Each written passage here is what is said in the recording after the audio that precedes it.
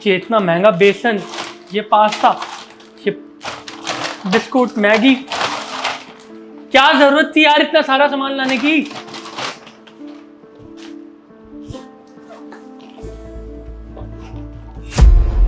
इतनी महंगी मेकअप की किट कम से कम 5,000 की तो आई होगी। जब तुम्हें पता है मेरी नौकरी नहीं लग रही है तो फालतू के खर्चे करने की क्या जरूरत है? बच्चे कुछ सेविंग्स है उसमें, उसको भी उड़ा दो इन सब सामान में। ये सब जरूरी की चीजें हैं। जरूरी है? ये मेकअप का सामान जरूरी है? आज तक एक पैसा कमाया हो तो पैसे की कदर पता लगे ना। मुझे तो लगता है तुम्हारे साथ रहते रहते ना मुझे भी भीख मांगनी पड़ेगी, भीख मांगने की नौबत आ जाएगी।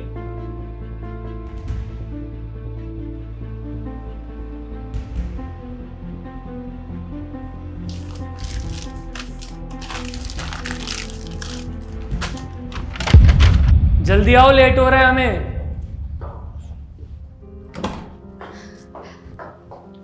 चलो। गाड़ी की चाबी? नहीं, वो मैंने अंदर छोड़ दी। मुझे लगा बस से जाएंगे, हमारा पेट्रोल बचेगा। हाँ, और वो पेट्रोल बचा के ना मेरे ऊपर डाल दियो और ऐसे माचिस की तिल्ली लगा के आग लगा दियो मुझे। मैंने सोचा बस से चलेंगे जिससे पैसे बच जाए हमारे। मेकअप खरीदने से पहले तो तूने ये नहीं सोचा कि पैसे बच जाएंगे? हाँ, मेरे जूनियर की शादी है, बसों में धक्के खा के जाऊंगा तो क्या सोचेगा वो कि सर के पास इतना भी पैसा नहीं है कि गाड़ी में आ सके। मेरे जलूस निकालने का तो तूने पूरा इंतजाम कर रखा है। चाबी लेके आ। नहीं यार,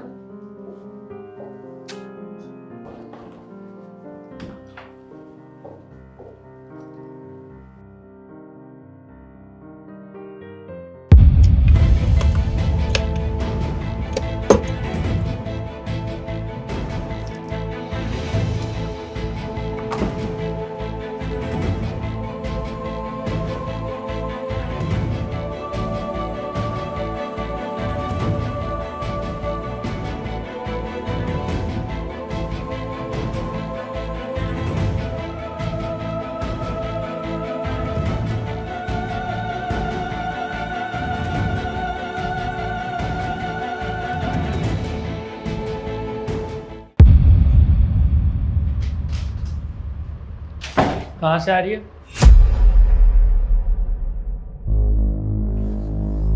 कुछ पूछ रहा हूं ना मैं, कुछ पूछ रहा हूं ना मैं। कहां गई थी? अपनी दोस्त के यहाँ गई थी। दोस्त के यहाँ गई थी या अपने खसम से मिलने गई थी?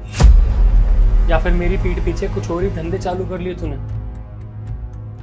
पता ये बैग में क्या है? कुछ पूछ रहा हूं ना, इस बैग में क्या है? दिखा जल्दी।